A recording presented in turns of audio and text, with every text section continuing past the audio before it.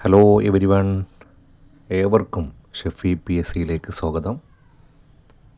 ഇന്ന് നമ്മളിവിടെ ചർച്ച ചെയ്യാൻ പോകുന്നത് PSC ആവർത്തിക്കുന്ന ചോദ്യങ്ങളാണ്. 20 ചോദ്യങ്ങളാണ് നമ്മൾ ഇന്നിവിടെ ചർച്ച ചെയ്യുന്നത്. ഒരു മോക്ക് ടെക്സ്റ്റ് എന്ന രൂപത്തിലാണ് നമ്മളിത് ചെയ്യുന്നത്. അപ്പോൾ നിങ്ങൾ എവിടെയെങ്കിലും നിങ്ങളുടെ മാർക്ക് നിങ്ങൾ സ്കോർ ചെയ്യുക. നമ്മൾ ഒന്നാമത്തെ ചോദ്യം പറയും, അതിനുശേഷം അതിന് ഉത്തരം പറയും. ആ രീതിയിലാണ് മുമ്പോട്ട് പോകുന്നത്. കഴിഞ്ഞ വീഡിയോയിലൊക്കെ നമ്മൾ പറഞ്ഞതുപോലെ ഒരുപാട് ടോപ്പിക്കുകൾ പഠിക്കുക എന്നുള്ളതല്ല, പഠിച്ച ടോപ്പിക്കുകളിൽ മാക്സിമം നമ്മൾ പ്രീവിയസ് ക്വസ്റ്റ്യൻസ് ചെയ്ത് നോക്കുക എന്നുള്ളതാണ് ഏറ്റവും ഇമ്പോർട്ടൻ്റ് എന്ന് പറയുന്നത്. നമുക്ക് ഇന്നത്തെ ക്ലാസ്സിലേക്ക് നമുക്ക് പ്രവേശിക്കാം. ആദ്യം തന്നെ ഇത്തരത്തിലുള്ള ക്ലാസ്സുകൾ ലഭിക്കാൻ നിങ്ങൾ സബ്സ്ക്രൈബ് ചെയ്യുക. നിങ്ങളുടെ ഈ ഓരോ സബ്സ്ക്രിപ്ഷനുമാണ് ഞങ്ങളെ പ്രചോദനം നൽകുന്നത്. ഓക്കെ, ഒന്നാമത്തെ ചോദ്യത്തിലേക്ക് നമുക്ക് കടക്കാം. കവിയുടെ കാൽപ്പാടുകൾ ആരുടെ ആത്മകഥയാണ്? കവിയുടെ കാൽപ്പാടുകൾ എന്നുള്ളത് ആരുടെ ആത്മകഥയാണ്? A. ONV കുറിപ്പ്, B. Vyloppilly Sreedhara Menon, C. P. Kunhiraman Nair, D. Akkitham Achuthan Namboothiri. അപ്പോൾ കവിയുടെ കാൽപ്പാടുകൾ എന്ന് പറയുന്ന ആരുടേതാണ്? ഉത്തരം എഴുതിയോ? നമുക്ക് നോക്കാം. യെസ്, ഓപ്ഷൻ C ആണ് ഉത്തരം. P. കുഞ്ഞിരാമൻ നായർ. ആരാണ്? P. കുഞ്ഞിരാമൻ നായർ എന്നുള്ളതാണ് എന്ത് ആൻസർ. ഇനി അടുത്ത ചോദ്യത്തിലേക്ക് പോവാം. ഇന്ത്യയിലെ ആദ്യത്തെ തദ്ദേശീയമായ നിശബ്ദ സിനിമ ഏതാണ്? ഇന്ത്യയിലെ ആദ്യത്തെ തദ്ദേശീയമായ നിശബ്ദ സിനിമ ഏതാണ്? ആലം ആര, പുഡാലിക്, രാജ ഹരിചന്ദ്ര, കാളിദാസ്.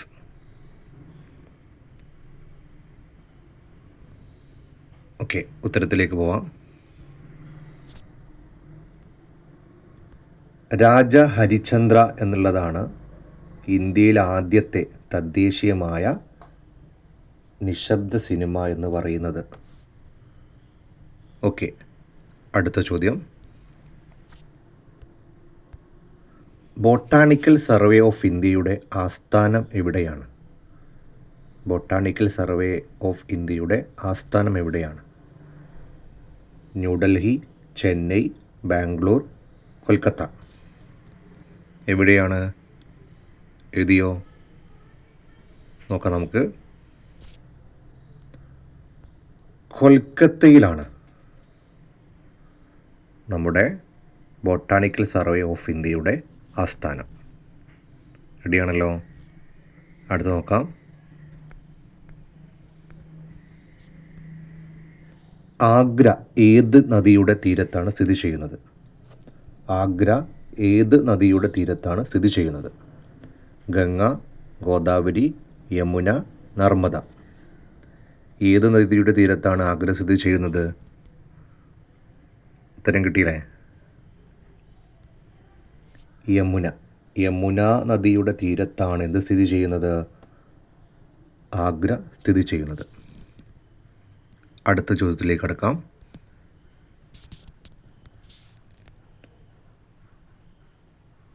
നൈലിൻ്റെ ദാനം എന്നറിയപ്പെടുന്ന രാജ്യം? Gift of the Nile. Sudan, Ethiopia, Libya, Egypt.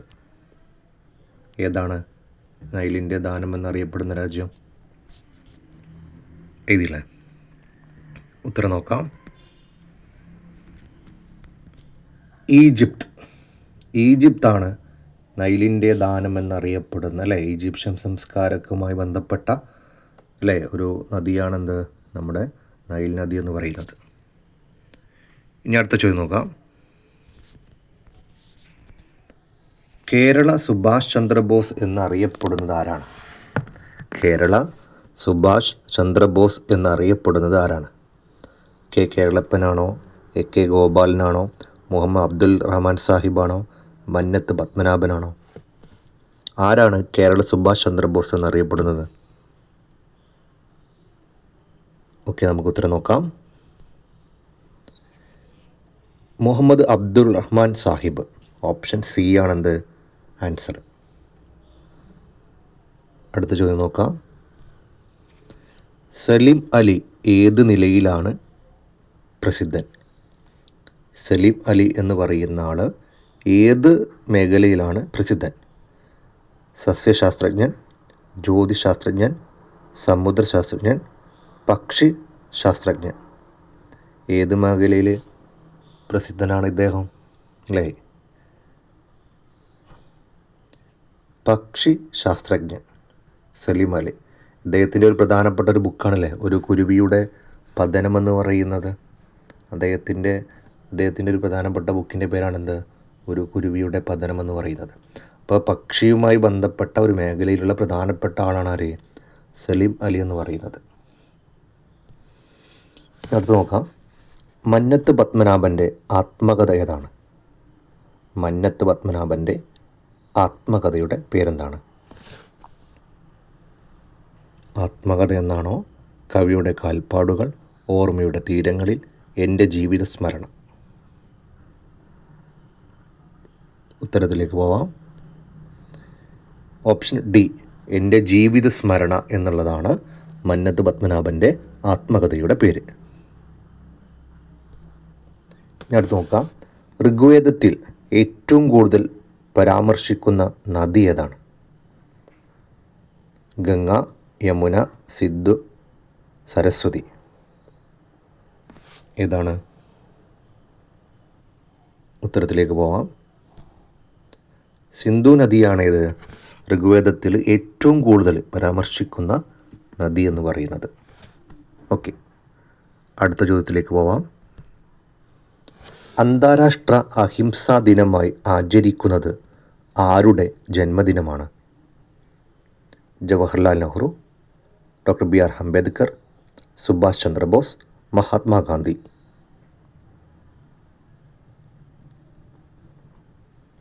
ഉത്തരത്തിലേക്ക് പോവാം. മഹാത്മാഗാന്ധിയുടെ ജന്മദിനമാണ് അഹിംസ ദിനമായി ആചരിക്കുന്നത്. അല്ല, ഏത് ദിവസം അറിയാലോ അല്ലേ? ഗാന്ധി ജയന്തിയൊക്കെ എന്താണ്? യെസ്. ഇനി അടുത്ത നോക്കാം. ഗാന്ധിജി നിസ്സഹരണ പ്രസ്ഥാനം നിർത്തിവെച്ചത് ഏത് സംഭവത്തെ തുടർന്നാണ്? ഇവിടെ നോക്കുക, ഇവിടെ ഉത്തരം ഇവിടെ കൊടുത്തിട്ടുണ്ട്. ചൗരി ചൗര സംഭവം അല്ലേ? ഗാന്ധിജി ആരംഭിച്ച ഒരു പ്രധാനപ്പെട്ട സമരമായിരുന്നു നിസ്സഹരണ സമരം. അപ്പോൾ നിസ്സഹരണ പ്രസ്ഥാനം നിർത്തിവെക്കാനുള്ള കാര്യമായിരുന്നു ചൗരി ചൗര സംഭവം അല്ലേ? 1921 അല്ലേ 21 പോലീസുകാർ അല്ലേ കൊല്ലപ്പെട്ടൊരു സംഭവമായിരുന്നു ചൗരി ചൗര സംഭവം. അടുത്ത് നോക്കാം. രാത്രിയിൽ വിരിയുന്ന പൂക്കളുടെ നിറം സാധാരണയായി എന്താണ്? ചുവപ്പ്, മഞ്ഞ, നീല, വെള്ള. സിമ്പിൾ ക്വസ്റ്റ്യൻ ആണല്ലേ. വെള്ള നിറത്തിലായിരിക്കും രാത്രിയിൽ വിരിയുന്ന പൂക്കളുടെ സാധാരണയായിട്ട് വെള്ള നിറത്തിലാണ് ഉണ്ടാവുക. അടുത്ത ക്വസ്റ്റ്യൻ. കേരളത്തിൻ്റെ നെല്ലറ എന്ന് വിശേഷിപ്പിക്കപ്പെടുന്ന സ്ഥലം ഏതാണ്? പാലക്കാട്, വയനാട്, ആലപ്പുഴ, കുട്ടനാട്. Simple question. കുട്ടനാടാണെന്ന് കേരളത്തിൻ്റെ നെല്ലറ എന്നറിയപ്പെടുന്ന സ്ഥലം. അടുത്ത്. താഴെ പറയുന്നവയിൽ ഏതു വകുപ്പിനെയാണ് doctor B R Ambedkar Indian ഭരണഘടനയുടെ ആത്മാവും ഹൃദയവും എന്ന് വിശേഷിപ്പിച്ചത്? ഇതൊരുപാട് എക്സാമിൽ വന്നൊരു ക്വസ്റ്റ്യനാണ്. ഏതു വകുപ്പിനെയാണ് അദ്ദേഹം ഇന്ത്യൻ ഭരണഘടനയുടെ ആത്മാവ് എന്ന് വിശേഷിപ്പിച്ചത്? വകുപ്പ് 14 വകുപ്പ് 19, 21, 32? ഉത്തരം കിട്ടിയില്ലേ? 32ാം വകുപ്പിനെയാണ് നമ്മുടെ ഡോക്ടർ ബി ആർ അംബേദ്കർ ഭരണഘടനയുടെ ആത്മാവ് എന്ന് വിശേഷിപ്പിച്ചത്. അടുത്ത് നോക്കാം. ഏകീകൃത സിവിൽ കോഡിനെതിരെ പ്രമേയം പാസാക്കിയ ആദ്യ സംസ്ഥാനം ഏതാണ്? തമിഴ്നാട്, കർണാടക, പശ്ചിമ ബംഗാൾ, കേരളം. ഉത്തരം നോക്കാം. കേരളമാണെന്ത് ഏകീകൃത സിവിൽ കോഡിനെതിരെ പ്രമേയം പാസാക്കിയ ആദ്യ സംസ്ഥാനമെന്ന് പറയുന്നത്. അടുത്ത ക്വസ്റ്റ്യൻ നോക്കാം. ഗുരുവായൂർ സത്യാഗ്രഹത്തിൻ്റെ വളണ്ടിയർ ക്യാപ്റ്റൻ ആരായിരുന്നു? ഗുരുവായൂർ സത്യാഗ്രഹത്തിൻ്റെ വളണ്ടിയർ ക്യാപ്റ്റൻ ആരായിരുന്നു? K Kelappan, Mannath Padmanabhan, Muhammad Abdul Rahman Sahib, A K Gopalan. ആരാണ് ഗുരുവായൂർ സത്യാഗ്രഹത്തിൻ്റെ വളണ്ടിയർ ക്യാപ്റ്റൻ എന്നറിയപ്പെടുന്നത്? സിമ്പിൾ ക്വസ്റ്റ്യനാണ്. ഇതും റിപ്പീറ്റഡായിട്ട് ഒരുപാട് തവണ ചോദിച്ചൊരു ചോദ്യമാണ്. എ കെ ഗോപാലനാണ് എന്ത് നമ്മുടെ ഗുരുവായൂർ സത്യാഗ്രഹത്തിൻ്റെ വളണ്ടിയർ ക്യാപ്റ്റനായി ഇരുന്ന ആൾ. അടുത്ത ക്വസ്റ്റ്യൻ നോക്കാം. 1931 ഗുരുവായൂർ സത്യാഗ്രഹത്തിന് നേതൃത്വം നൽകിയത് ആരാണ്? 1931 ഗുരുവായൂർ സത്യാഗ്രഹത്തിന് നേതൃത്വം നൽകിയത് ആരാണ്? A K Gopalan, T K Madhavan, Mannath Padmanabhan, K Kelappan. ആരാണ്? കെ കേളപ്പൻ. ആരാണ്? കെ കേളപ്പൻ അല്ലേ? കെ കേളപ്പൻ്റെ മറ്റൊരു വിശേഷമാണെന്ത് ഉപ്പ് സത്യാഗ്രഹത്തിന് നേതൃത്വം കൊടുത്തിട്ടുണ്ടായിരുന്നു. അതേപോലെ തന്നെ കേരള ഗാന്ധി എന്നറിയപ്പെടുന്ന ആളാണ് ആര്? കെ കേളപ്പൻ എന്ന് പറയുന്നത്. ഓക്കെ, അടുത്ത് നോക്കാം. ആധുനിക കാലത്തെ അത്ഭുതം എന്ന് മഹാത്മാഗാന്ധി വിശേഷിപ്പിച്ച സംഭവം ഏതാണ്? ആധുനിക കാലത്തെ അത്ഭുതമെന്ന് മഹാത്മാഗാന്ധി വിശേഷിപ്പിച്ച സംഭവം എന്താണ്? ഇതും ഒരുപാട് തവണ റിപ്പീറ്റ് ചോദിച്ച ക്വസ്റ്റ്യനാണ്. വൈക്കം സത്യാഗ്രഹം, ഗുരുവായൂർ സത്യാഗ്രഹം, പൂന ഉടമ്പടി, ക്ഷേത്രപ്രവേശന വിളംബരം. ഉത്തരം കിട്ടിയോ? നമുക്ക് നോക്കാം.